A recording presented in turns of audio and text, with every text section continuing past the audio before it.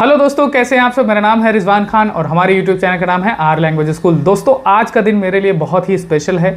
सालों पहले जो मैंने सपना देखा था टूरिज्म इंडस्ट्री में काम करने का, उस इंडस्ट्री में काम करने के लिए सबसे बड़ी ज़रूरत होती है लाइसेंस की। क्योंकि अगर आपके पास लाइसेंस नहीं है तो आपको चोरी छुप के काम करना पड़ेगा। कहीं किसी पुलिस वाले ने पकड़ लिया, कहीं किसी गाइड के साथ कोई आपको प्रॉब्लम हो गई क्योंकि आपके पास लाइसेंस नहीं है और उसके पास लाइसेंस है तो वो आपके लिए प्रॉब्लम क्रिएट करेगा, या फिर आपको हमेशा उसको पैसे देने पड़ेंगे ताकि वो मॉन्यूमेंट में आपकी एंट्री करा सके दूसरे लोगों के साथ में। तो बहुत पैसे भी खर्चा होते थे, ठीक है। और अगर आपके पास लाइसेंस है तो आप छाती चौड़ी करके, बिना डर के, बेहिचक आप कहीं भी किसी भी मॉन्यूमेंट में बिना पैसे दिए हुए एंट्री कर सकते हैं। तो दोस्तों, आज आया है IITG का रिजल्ट और मैं उसमें पास हो गया हूँ। मेरे रिजल्ट में पिछली बार फेल लिख के आया था, इतना दुख हुआ था कि उसका डिप्रेशन मेरा 1 महीने तक नहीं गया था। मैं सोचा था कि क्या करूँ, क्यों नहीं पास हो पाया। मेरा सपना था बिना हिचक के, बिना डर के किसी भी मॉन्यूमेंट में टूरिस्ट के साथ एंट्री करूं, लेकिन वो मेरा सपना टूट गया था। तो इस बार और पिछली बार प्रिपरेशन करने के लिए टाइम भी नहीं था, क्योंकि जैसे ही आपका डेट आई थी एग्ज़ाम की, उसी के कुछ ही दिन बाद एग्ज़ाम हो गया था, तो बहुत ही कम टाइम था। इस बार तो खैर इत्मीनान से टाइम था और टूरिस्ट भी नहीं थे। पिछली बार मैं कुछ लोगों के साथ नेपाल घूमने गया था। अब मैं नेपाल घूमने गया था, मेरी सारी प्लानिंग हो चुकी थी, तो बड़ा दिक्कत था कि मैं कैसे वहाँ पे उनके साथ ट्रैवल करूँ, कि पढ़ाई करूँ, कि क्या करूँ।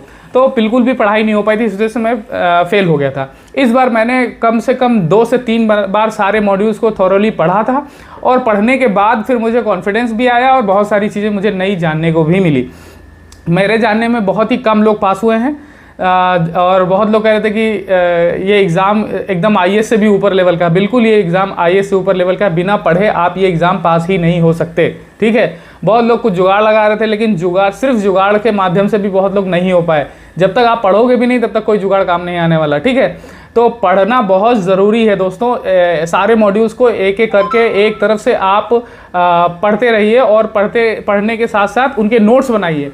मैंने भी नोट्स बनाए थे, एक छोटी कॉपी खरीद ली थी, उसमें सारे नोट्स बनाए थे, और जब भी मैं कहीं भी जाता था तो मेरे साथ वो कॉपी रहती थी और मैं उसको पढ़ता रहता था। तो पिछली बार नवंबर में एग्ज़ाम आया था और नवंबर में ही रिज़ल्ट आ गया था 2 ही 3 बार। इस बार थोड़ा टाइम लगाया, और मैं हर रोज़ रिज़ल्ट का वेट करता था कि रिज़ल्ट अब आ जाए। लेकिन आज कौन सी तारीख है? आज है 1 जुलाई। 1 जुलाई को ये रिज़ल्ट आया और मेरे इसमें लिखा हुआ था पास। मैं स्क्रीनशॉट शेयर करता हूँ। तो मेरे जानने में, मैं एक मैडम को जानता हूँ आगरा से, रचना जी पास हुई हैं। आगरा से ही कुछ और दोस्तों को जानता हूँ जो पास हुए हैं। और कुछ एग्ज़ाम के दौरान का भी एक्सपीरियंस बता देता हूँ। एग्ज़ाम टफ़ तो होता ही है, बिल्कुल टफ़ होता है, बहुत लेंदी होता है। इस वजह से आपको रीडिंग प्रैक्टिस पहले से करके रखनी होती है।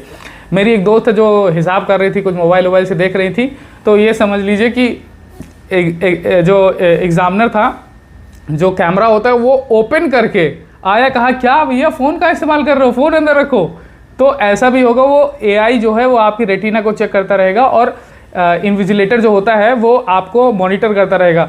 आप अगर जो भी एक्टिविटीज़ कर रहे हैं वो देखता रहेगा। उन्होंने मोबाइल से देख रही थी, तो उनको मतलब समझ लीजिए कि एग्जामिनर जो है या इन्विजिलेटर जो खुद ही कैमरा के सामने आके भैया फ़ोन का इस्तेमाल कर रहे हो, ठीक है। और बहुत सारे लोग जो है कोशिश करते हैं कि हम इधर उधर की ट्रिक्स अपना ले। ट्रिक्स तभी काम आएंगी जब आप मेहनत करके रखे होगे, ठीक है।